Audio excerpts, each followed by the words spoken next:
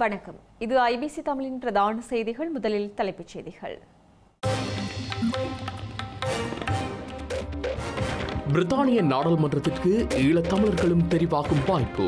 போர்க்குற்ற பொறுப்பு கூறல்களுக்காக குரல் கொடுப்பதாகவும் வாக்குறுதி. யாழில் அஞ்சலிக்காக வைக்கப்பட்டுள்ள இரா சம்பந்தனின் பூத உடல். தமிழ் தேசிய கூட்டமைப்பின் நாடாளுமன்ற உறுப்பினர்கள் பலரும் அஞ்சலி. ஸ்ரீலங்கா ஜனாதிபதியின் பதவிக்காலத்தை நீடிப்பது தொடர்பான உச்ச நீதிமன்ற மனுதாரர் தம்மையோ தமது சட்டத்தரணிகளையோ அணுகவில்லை என்கிறார் ரணில். திமுக சார்ந்த அரசியலை விஜய் கையில் எடுத்துள்ளதாக கூறும் அண்ணாமலை.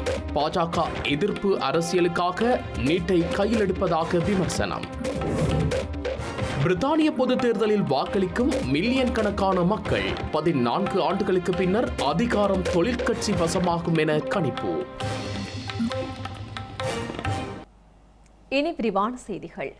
இலங்கை தமிழரசு கட்சியின் மூத்த தலைவரும் திருகோணமலை மாவட்ட நாடாளுமன்ற உறுப்பினருமான ரா சம்பந்தனின் பூத உடல் இன்று யாழ்ப்பாணத்தில் பொதுமக்கள் அஞ்சலிக்காக வைக்கப்பட்டிருந்தது.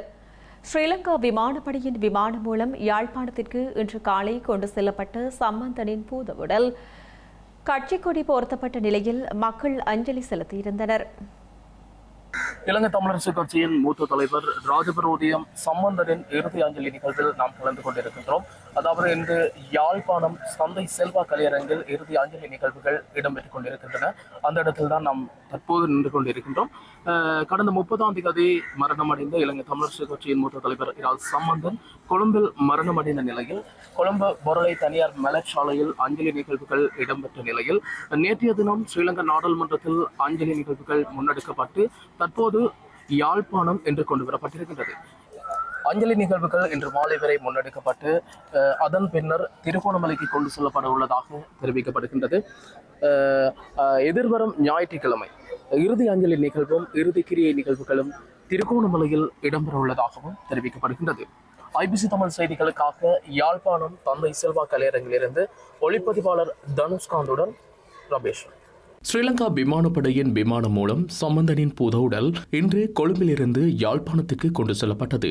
இதனையடுத்து யாழ்ப்பாணம் மாட்டின் வீதியில் உள்ள இலங்கை தமிழரசு கட்சியின் தலைமை அலுவலகத்திற்கு இன்று காலை 10 மணியளவில் சம்பந்தனின் பூத உடல் கொண்டு செல்லப்பட்டது. இதன்போது சம்பந்தனின் பூத உடலுக்கு இலங்கை தமிழரசு கட்சியின் கொடி போர்த்தப்பட்டு மாலை அணிவித்து அஞ்சலி செலுத்தப்பட்டது.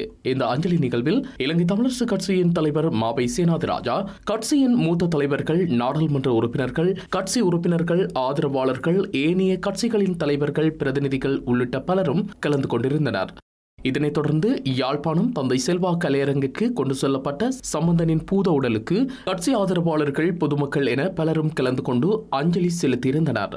அத்துடன் ஸ்ரீலங்கா விமானப்படையின் விமானம் மூலம் திருகோணமலைக்கு கொண்டு செல்லப்பட உள்ள சம்பந்தனின் பூத உடல் அவரின் இல்லத்தில் மக்கள் அஞ்சலிக்காக வைக்கப்பட உள்ளது. அதனைத் தொடர்ந்து ஞாயிற்றுக்கிழமை இறுதி கிரியைகள் இடம்பெற உள்ளன. பிரித்தானியா முழுவதும் தமது தொகுதியின் நாடாளுமன்ற உறுப்பினர் மற்றும் அரசாங்கத்தை தேர்ந்தெடுப்பதற்கான பொதுத் தேர்தலில் மக்கள் வாக்களித்து வருகின்றனர். இந்த தேர்தல் மூலம் 14 ஆண்டுகளுக்கு பின்னர் பிரித்தானியாவின் ஆட்சி அதிகாரத்தை தொழிற்கட்சி கைப்பற்றும் என கணிக்கப்பட்டுள்ளது. இந்த தேர்தலில் முன்னெப்போதும் இல்லாத அளவு இலங்கையை பூர்வீகமாக கொண்ட தமிழர்களும் அதிகளவில் போட்டியிடுகின்றமை உற்றுநோக்கலை ஏற்படுத்தியுள்ளது.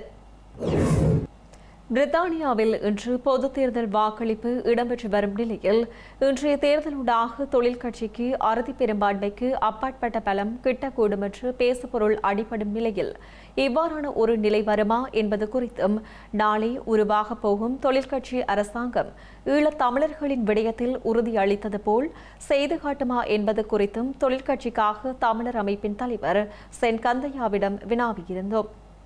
மிக அதிகமான வெற்றி கிடைக்கும் என்று நான் நம்பவில்லை. ஏனெனில் அது இந்த எங்களுடைய எதிர்கட்சியாக இருக்கக்கூடிய கன்சர்வேட்டிவ் கட்சியின் ஒரு பிரசாரமே ஒழிய நிச்சயமாக அந்த ஒரு ஹியூஜ் லேண்ட்ஸ்லைட் வருவதற்கு எந்தவித ரீசனும் இல்லை. எனினும் எப்படித்தான் இருந்தாலும் லேபர் கட்சி தற்சமயம் ஆட்சிக்கு வந்தால் அவர்கள் தமிழ் மக்களுக்கு கொடுத்த வாக்குறுதிகளை கட்டாயம் நிறைவேற்றுவார்கள். அந்த நாடுகளுக்கு இடையிலான ஒப்பந்தங்கள் இருக்கலாம். ஆனாலும் இந்த மனித உரிமை விடயத்தில் தொழிற்கட்சி எப்பொழுதும் ஒரு நிலைப்பாடை கொண்டுள்ளது.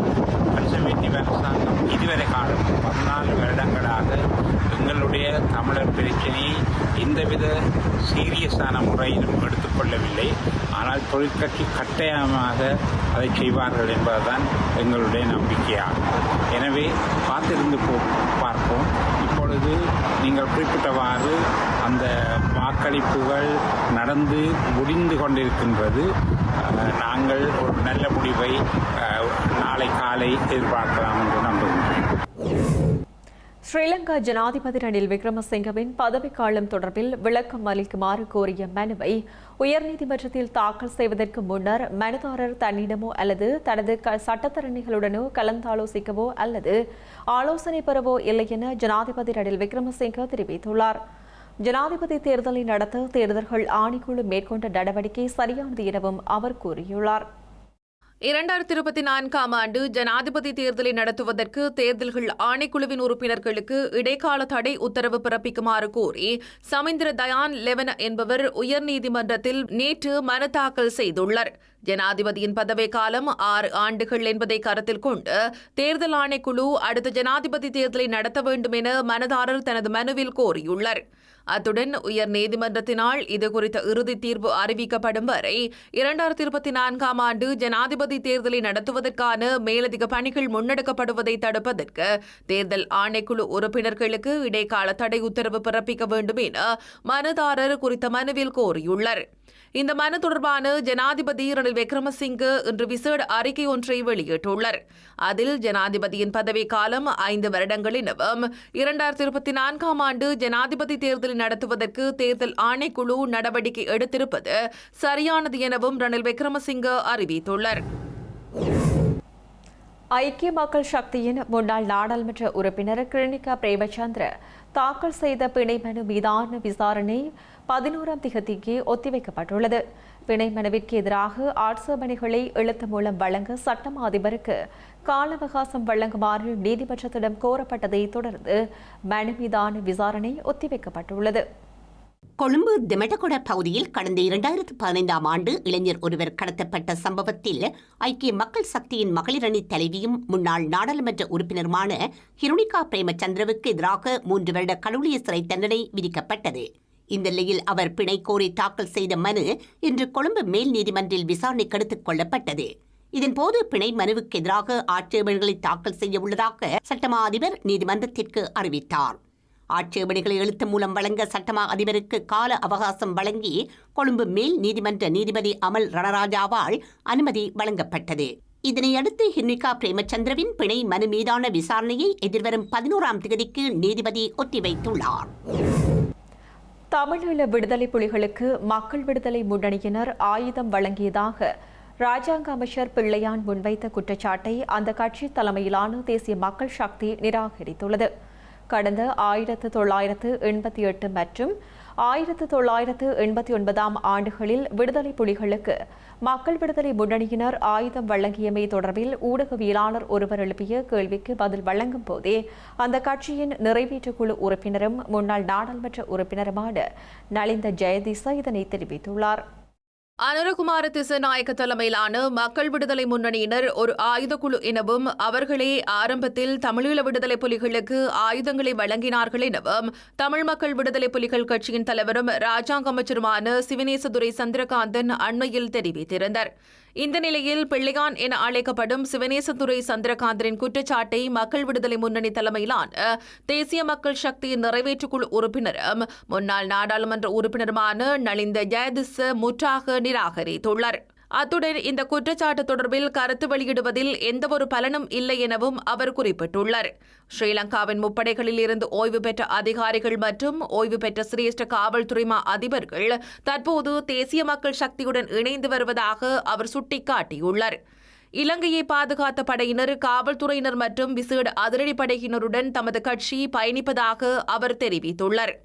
எனினும் கருணா, பிள்ளையான் போன்றோரை இணைத்துக் கொண்டு ஸ்ரீலங்கா ஜனாதிபதி ரணில் விக்ரமசிங்கே செயற்படுவதாகவும் அவரின் ஆலோசனைக்கு அமைய பிள்ளையான் செயல்படுவதாகவும் நலிந்த ஜெயதிச குற்றம் சாட்டியுள்ளார். மேலும் உயிர்த்த ஞாயிறு தாக்குதல் சம்பவம் தொடர்பில் பிள்ளையானுக்கு எதிராக முன்வைக்கப்பட்டுள்ள குற்றச்சாட்டுகள் தொடர்பில் விசாரணைகள் முன்னெடுக்கப்பட வேண்டும் என அவர் வலியுறுத்தியுள்ளார். இதேவேளை பிள்ளையான் மற்றும் கருணா போன்றோரை இணைத்துக் கொண்டு ரணில் விக்ரமசிங்கவால் ஒருபோதும் தேசிய மக்கள் சக்தியின் பயணத்தை நிறுத்த முடியாது எனவும் அவர் கூறியுள்ளார். கிழக்கு மாகாணத்தில் இடம்பெற்ற கொலை, கொள்ளை, கப்பம் பெறுதல் போன்ற சம்பவங்கள் தொடர்பிலும் தேசிய மக்கள் சக்தியின் ஆட்சியில் உரிய சட்ட நடவடிக்கைகள் எடுக்கப்படும் என நலிந்த ஜெயதிஸ் தெரிவித்துள்ளமை குறிப்பிடத்தக்கது. இலங்கையில் ஒற்றை ஆட்சியை பாதுகாத்து சமாதானத்தை ஏற்படுத்த முற்பட்டதாலேயே ஸ்ரீலங்காவின் முன்னாள் ஜனாதிபதி மஹிந்த ராஜபக்ஷ போர்க்குற்றவாளியாக்கப்பட்டதாக பொதுஜன பெரமுனவின் தேசிய அமைப்பாளர் நாமல் ராஜபக்ஷ தெரிவித்துள்ளார். குளியாபிட்டியவில் நடைபெற்ற கட்சி கூட்டம் ஒன்றின் போதே நாமல் ராஜபக்ஷ இதனை தெரிவித்துள்ளார். இலங்கையில் இந்த ஆண்டு நடைபெறவுள்ள தேர்தலில் தமிழ் மக்களின் வாக்குகளை பெற்றுக் கொள்வதற்காக மாத்திரம் சில அரசியல்வாதிகள் சமாதானம் எனும் வார்த்தையை பயன்படுத்துவதாக ஸ்ரீலங்கா பொதுஜன பெரமுனவின் தேசிய அமைப்பாளர் நாமல் ராஜபக்ச குற்றம் சாட்டியுள்ளார்.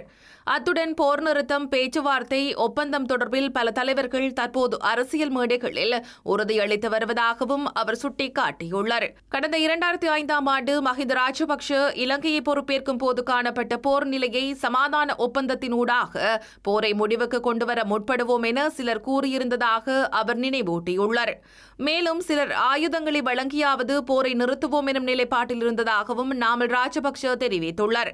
எனினும் இவற்றை மஹிந்த ராஜபக்ஷ தனது அரசியல் மேடையிலிருந்து நீக்கியிருந்ததாகவும் ஸ்ரீலங்கா ராணுவத்தின் அர்ப்பணிப்புடன் 30 வருட கால போரை முடிவுக்கு கொண்டுவர நடவடிக்கை எடுத்ததாகவும் அவர் குறிப்பிட்டுள்ளார். இலங்கையில் சுதந்திரம் மற்றும் சமாதானத்தை மீண்டும் கொண்டுவர தேவையான அனைத்து நடவடிக்கைகளையும் தனது தந்தையான மஹிந்த ராஜபக்ஷ மேற்கொண்டதாக அவர் மேலும் கூறியுள்ளார். ஸ்ரீலங்கா காவல்துறையினர் மற்றும் பொதுமக்கள் பாதுகாப்பு அமைச்சு இணைந்து முன்னெடுத்த ஜுக்திய நடவடிக்கை இன்று முதல் புதிய திட்டங்களுடன் ஆரம்பிக்கப்படவுள்ளதாக காவல்துறை ஊடக பேச்சாளர் பிரதி காவல்துறை மாதிபர் நிகால் தல்துவ தெரிவித்துள்ளார். ஜுக்தி நடவடிக்கைகளுக்கு ஸ்ரீலங்கா ராணுவத்தின் ஆதரவு கிடைக்கும் என எதிர்பார்க்கப்படுவதாகவும் நிகால் தல்துவ மேலும் குறிப்பிட்டுள்ளார். கொழும்பை சுற்றியுள்ள பல பகுதிகளில் யுக்திய வேலை திட்டத்தின் கீழ் நடைமுறைப்படுத்தப்படும் புதிய திட்டம் இன்று ஆரம்பிக்கப்பட்டுள்ளதாக காவல்துறை ஊடக பேச்சாளர் பிரதி காவல்துறை மா அதிபர் நிகால் தல்துவ தெரிவித்துள்ளார். எதிர்வரும் காலங்களில் முழு இலங்கையையும் உள்ளடக்கும் வகையில் இந்த திட்டம் நடைமுறைப்படுத்தப்படும் என அவர் குறிப்பிட்டுள்ளார். இந்த திட்டத்துக்கு அமைய போதைப் பொருட்களுக்கு அடிமையாகியுள்ள தரப்பினரை புனர்வாழ்வு நிலையங்களுக்கு அனுப்புவது தொடர்பான புதிய திட்டங்களும் நடைமுறைப்படுத்தப்பட்டுள்ளதாக அவர் கூறியுள்ளார். இதேவேளை கடந்த டிசம்பர் மாதம் இலங்கையில் ஆரம்பிக்கப்பட்ட யுக்திய நடவடிக்கையின் மூலம் சுமார் 5 லட்சத்துக்கும் அதிகமானோர் போதைப் பொருள் பாவனைக்கு அடிமையாகியுள்ளமை தெரிய வந்துள்ளதாக நிகால் தல்துவ மேலும் தெரிவித்துள்ளமை குறிப்பிடத்தக்கது. யாழ்ப்பாணம் தெல்லிப்பளை பகுதியில் உள்ள மகளிர் மற்றும் சிறுவர் இல்லங்களை மூடுவதற்கு நடவடிக்கை எடுக்குமாறு வடக்கு மாகாண ஆளுநர் பணிப்புரை விடுத்துள்ளார். தெல்லிப்பளை பகுதியில் இயங்கும் மகளிர் மற்றும் சிறுவர் இல்லங்கள் தொடர்பில் ஆளுநரின் நேரடி கண்காணிப்பின் கீழ் இயங்கும் அபாய பிரிவிற்கு கிடைத்த முறைப்பாட்டை தொடர்ந்து இந்த உத்தரவு பிறப்பிக்கப்பட்டுள்ளது. யாழ்ப்பாணம் தெல்லிப்பளை பகுதியில் உள்ள மகளிர் இல்லம் ஒன்றில் பொருத்தமற்ற இடத்தில் நிறுவப்பட்ட கண்காணிப்பு கமராக்கள் தொடர்பிலும் பதிவு செய்யப்படாத சிறுவர் இல்லம் தொடர்பிலும் முறைப்பாடு கிடைத்துள்ளது. இதையடுத்து தெல்லிப்பளை பிரதேச செயலாளரால் வடக்கு மாகாண ஆளுநரிடம் விசாரணை அறிக்கை சமர்ப்பிக்கப்பட்டது. இந்த அறிக்கைகளின் பிரகாரம் தெல்லிப்பளை பகுதியில் இயங்கும் குறித்த 2 இல்லங்களையும் மூடுமாறும் விடயம் தொடர்பான அடுத்த கட்ட நடவடிக்கைகளை மேற்கொள்ளுமாறும் நன்னடத்தை மற்றும் சிறுவர் பராமரிப்பு திணைக்களத்தின் ஆணையாளருக்கு பணிப்புரை விடுக்கப்பட்டுள்ளது. இதேவேளை வடக்கு மாகாணத்திற்குள் இயங்கும் சிறுவர் இல்லங்கள் தொடர்பில் மேற்பார்வை செய்து 1 வாரத்திற்குள் அறிக்கை சமர்ப்பிக்குமாறும் ஆளுநரால் பணிப்புரை விடுக்கப்பட்டுள்ளது. அத்துடன் பதிவு செய்யப்படாது இயங்கும் அனைத்து சிறுவர் இல்லங்களையும் உடனடியாக மூடுவதற்கும் ஆலோசனை வழங்கப்பட்டுள்ளது. மேலும் வெளிமாகாணங்களில் உள்ள சிறார்களை வரவழைத்து வடக்கு மாகாணத்தில் உள்ள சிறுவர் இல்லங்களில் தங்க வைக்க அனுமதி வழங்க வேண்டாம் எனவும் அவ்வாறு தங்க வைக்கப்பட்டிருப்பின் உரிய நடைமுறைகளை பின்பற்றி அவர்களை சொந்த ஊருக்கு திருப்பி அனுப்பி வைக்குமாறும் ஆளுநர் அறிவுறுத்தியுள்ளமை குறிப்பிடத்தக்கது. தேர்தல் பரப்புரைகளை மேற்கொள்ளும் வகையில் வவுனியாவில் ஐக்கிய தேசிய கட்சி தமது நகர காரியாலயத்தை இன்று திறந்து வைத்துள்ளது. இந்த நிகழ்வில் இளைஞர்கள் தலைக்கவசமின்றி உந்துருளியை செலுத்திச் சென்றவை தொடர்பில் பொதுமக்கள் பலரும் விசனம் வெளியிட்டுள்ளனர். ஐக்கிய தேசிய கட்சியின் வவுனியா நகருக்கான அலுவலகம் இன்று பண்டாரிக்குளம் பகுதியில் கட்சியின் செயலாளர் பாலித ரங்கே பண்டாரவினால் திறந்து வைக்கப்பட்டுள்ளது. இன்று காலை வவுனியா கந்தசாமி கோவிலில் விசேட வழிபாடுகள் இடம்பெற்றதை அடுத்து நகர் வழியாக ஐக்கிய தேசிய கட்சியின் ஆதரவாளர்களினால் உந்துருளிகள் மற்றும் வாகன பேரணியாக கட்சியின் செயலாளர் புதிய காரியாலயம் அமைந்துள்ள பகுதிக்கு அழைத்துச் செல்லப்பட்டார். அங்கு காரியாலயம் திறந்து வைக்கப்பட்டதோடு கடந்த உள்ளூராட்சி மன்றத்தின் போது வவுனியா தெற்கு சிங்கள பிரதேச சபையின் தவிசாளராக செயற்பட்ட ஹசூன் சுமதிபால பொதுஜன பெரமுன கட்சியிலிருந்து ஐக்கிய தேசிய கட்சியில் இணைந்து கொண்டார். இவருக்கான அங்கத்துவ கடிதத்தினை கட்சியின் செயலாளர் வழங்கி வைத்திருந்தார். குறித்த நிகழ்வில் வன்னி தொகுதிக்கான அமைப்பாளர் மயூரதன், மன்னார் மாவட்ட அமைப்பாளர், பொதுமக்கள் என பலரும் கலந்து கொண்டிருந்தனர். கட்சியின் செயலாளர் பாலித்தரங்க பண்டாரவை ஊர்வலமாக நகர் வழியாக அழைத்துச் சென்ற போது உந்துருளில் சென்ற பலரும் தலைக்கவசம் அணியாது காணப்பட்டமை தொடர்பில் பொதுமக்கள் பலரும் விசனமடைந்திருந்தமையும் குறிப்பிடத்தக்கது. இலங்கை சுங்கத்தடைக்கல தொழிற்சங்க உறுப்பினர்களால் முன்னெடுக்கப்பட்ட வேலைநிறுத்த போராட்டமானது ஸ்ரீலங்கா நிதிராஜாங்க அமைச்சர் ரஞ்சித் சியாம்லபிட்டியவுடன் இடம்பெற்ற கலந்துரையாடலை அடுத்து கைவிடப்பட்டுள்ளது. அதிகாரிகளுடன் பலமுறை பேச்சுவார்த்தை நடத்தியும் அவர்களின் கோரிக்கைகளுக்கு தீர்வுகள் எதுவும் கிடைக்காத நிலையில் 2 நாட்களாகவே வேலைநிறுத்த போராட்டத்தில் ஈடுபட்டுள்ளனர். ஸ்ரீலங்கா சுங்க கட்டளை சட்டத்தின் பல்வேறு பிரிவுகளில் திருத்தங்களை மேற்கொள்ளும் அதிகாரிகளின் தன்னிச்சையான தீர்மானம் தொடர்பில் இலங்கை சுங்க தொழிற்சங்க உறுப்பினர்களால் உரிய அதிகாரிகளிடம் பலமுறை பேச்சுவார்த்தை நடத்தப்பட்டிருந்தது. அதிகாரிகளிடமிருந்து தமது கோரிக்கைகளுக்கு திருப்திகரமான பதில் கிடைக்காத நிலையில் அதற்கு எதிர்ப்பு தெரிவித்து தொழிற்சங்க உறுப்பினர்களால் நேற்று மற்றும் இன்று சுகவீன விடுமுறையை அறிவித்து வேலை நிறுத்தத்தில் ஈடுபட்டிருந்தனர். இந்த நிலையில் நிதிராஜாங்க அமைச்சர் ரஞ்சித் சியம்பலாபட்டியவுடன் இடம்பெற்ற கலந்துரையாடலை அடுத்து அவர்கள் தமது வேலை நிறுத்தத்தை கைவிட தீர்மானித்துள்ளனர். கிளிநொச்சி மாவட்டத்திற்கான பதில் அரசாங்க அதிபராக எஸ் முரளிதரன் இன்று தனது கடமைகளை உத்தியோகபூர்வமாக பொறுப்பேற்றுக் கொண்டுள்ளார். நேற்றைய தினம் பதில் அரசாங்க அதிபராக நியமிக்கப்பட்ட நிலையில் கடமைகளை பொறுப்பேற்றுள்ளார். கிளிநொச்சி மாவட்டத்தின் மேலதிக அரசாங்க அதிபராக கடமையாற்றி வந்த எஸ் முரளிதரன் முன்னாள் அரசாங்க அதிபரான ரூபாவதி கேதீஸ்வரன் ஓய்வு பெற்று சென்றுள்ள பின்னர் கடமை நிறைவேற்று அரசாங்க அதிபராக பணியாற்றி வந்தார். இந்த நிலையில் கிளிநொச்சி மாவட்டத்தின் பதில் அரசாங்க அதிபராக எஸ் முரளிதரன் நியமிக்கப்பட்டு அவருக்கான நியமன கடிதம் நேற்று பிரதமர் தினேஷ் குணவர்த்தனவினால் வழங்கி வைக்கப்பட்டது. இதனையடுத்து அவர் இன்றைய தினம் தனது கடமைகளை பொறுப்பேற்றுக் கொண்டுள்ளார். இன்று காலை குடிசார் அமைப்பினர் மற்றும் சமூக மட்ட அமைப்புகளின் பிரதிநிதிகளால் கிளிநொச்சி நகரில் அமைந்துள்ள அருள்மிகு சிவசித்தி விநாயகர் ஆலயத்தில் இருந்து மங்கள வாத்தியங்களுடன் கௌரவத்துடன் அழைத்து செல்லப்பட்டு தனது கடமையினை பொறுப்பேற்றுக் கொண்டுள்ளார். இலங்கை நிர்வாக சேவை அதிகாரியான இவர் தெல்லிப்பளை, சண்டிலிப்பாய் ஆகிய பிரதேச செயலகங்களின் பிரதேச செயலாளராகவும் யாழ்ப்பாண மாவட்ட மேலதிக அரசாங்க அதிபர் மற்றும் கிளிநொச்சி மாவட்ட மேலதிக அரசாங்க அதிபராகவும் பதவி வகித்துள்ளமை குறிப்பிடத்தக்கது. கிளிநொச்சி மாவட்ட ஒருங்கிணைப்பு குழு கூட்டம் இன்று மாவட்ட செயலகம் மாநாட்டு மண்டபத்தில் இடம்பெற்றது. இதன்போது வேர்வில் காற்றாலை திட்டம், புலோப்பலை காற்றாலை நிர்மாணத்திற்கான திட்டம், கோவில் வயல் சூரிய சக்தி மூலம் மின் உற்பத்தி திட்டம் ஆகிய 3 திட்டங்களின் திட்ட முன்மொழிவுகள் ஒருங்கிணைப்பு குழு அனுமதிக்காக சமர்ப்பிக்கப்பட்டுள்ளன. கிளிநொச்சி மாவட்ட பதில் அரசாங்க அதிபராக முரளிதரன் பொறுப்பேற்ற பின்னர் முதலாவது ஒருங்கிணைப்பு குழு கூட்டத்தை ஆரம்பித்து வைத்துள்ளார். குறித்த கலந்துரையாடல் ஸ்ரீலங்கா கடற்தொழில் அமைச்சரும் மாவட்ட ஒருங்கிணைப்பு குழுவின் தலைவருமான டக்ளஸ் தேவானந்தா தலைமையில் நடைபெற்றது. இதில் யாழ் மாவட்ட நாடாளுமன்ற உறுப்பினர் அங்கஜன் ராமநாதன், வடமாகாண அமைச்சுக்களின் செயலாளர்கள், வடமாகாண அமைச்சு சார்ந்த திணைக்களங்களின் பணிப்பாளர்கள் உள்ளிட்ட பலர் கலந்து கொண்டுள்ளனர். சிலாபம் கொழும்பு பிரதான வீதியின் மாதம்பி பகுதியில் இடம்பெற்ற விபத்தில் 26 பேர் காயமடைந்துள்ளனர். இந்த விபத்து இன்று முற்பகல் இடம்பெற்றுள்ளதாக காவல்துறையினர் தெரிவித்துள்ளனர். இலங்கை போக்குவரத்து சபைக்கு சொந்தமான பேருந்து ஒன்றும் பார ஊர்தி ஒன்றும் நேருக்கு நேர் மோதியதில் இந்த விபத்து நேர்ந்துள்ளது. சிலாபம் ஊடாக கொழும்பு நோக்கி பயணித்த பேருந்து வேக கட்டுப்பாட்டை இழந்து சீமெந்து ஏற்றிச் சென்ற பார ஊர்தி ஒன்றுடன் மோதியுள்ளது. இந்த விபத்தில் காயமடைந்தவர்கள் சிலாபம் வைத்தியசாலையில் அனுமதிக்கப்பட்டுள்ளனர். விபத்தில் காயமடைந்த சிலரது நிலைமை கவலைக்கிடமாக உள்ளதென வைத்தியசாலை தகவல்கள் தெரிவிக்கின்றன. விபத்து நேர்ந்த பகுதியில் மழையுடனான வானிலை நிலவி வருவதாக எமது செய்தியாளர் தெரிவிக்கின்றார். இந்த விபத்து தொடர்பான விசாரணைகளை காவல்துறையினர் ஆரம்பித்துள்ளனர். செய்திகளின் நிறைவாக வேண்டும் தலைப்புச் செய்திகள். பிரித்தானிய நாடாளுமன்றத்திற்கு ஈழத்தமிழர்களும் தெரிவாகும் வாய்ப்பு. போர்க்குற்ற பொறுப்பு கூறல்களுக்காக குரல் கொடுப்பதாகவும் வாக்குறுதி. யாழில் அஞ்சலிக்காக வைக்கப்பட்டுள்ள இரா சம்பந்தனின் பூத உடல். தமிழ் தேசிய கூட்டமைப்பின் நாடாளுமன்ற உறுப்பினர்கள் பலரும் அஞ்சலி. ஸ்ரீலங்கா ஜனாதிபதியின் பதவிக்காலத்தை நீடிப்பது தொடர்பான உச்சநீதிமன்ற மனு. மனுதாரர் தம்மையோ தமது சட்டத்தரணிகளையோ அணுகவில்லை என்கிறார் ரணில். திமுக சார்ந்த அரசியலை விஜய் கையில் எடுத்துள்ளதாக கூறும் அண்ணாமலை. பாஜக எதிர்ப்பு அரசியலுக்காக நீட்டை கையில் எடுப்பதாக விமர்சனம். பிரித்தானிய பொதுத் தேர்தலில் வாக்களிக்கும் மில்லியன் கணக்கான மக்கள் 14 ஆண்டுகளுக்கு பின்னர் அதிகாரம் தொழிற்கட்சி வசமாகும் என கணிப்பு. இத்துடன் ஐபிசி தமிழ் தொலைக்காட்சியின் பிரதான செய்திகள் நிறைவு பெற்றன. உடனுக்குடன் நமது செய்திகளை அறிந்து கொள்ள ibctamil.com என்ற எமது இணையதளத்தை பார்வையிடுங்கள். வணக்கம்.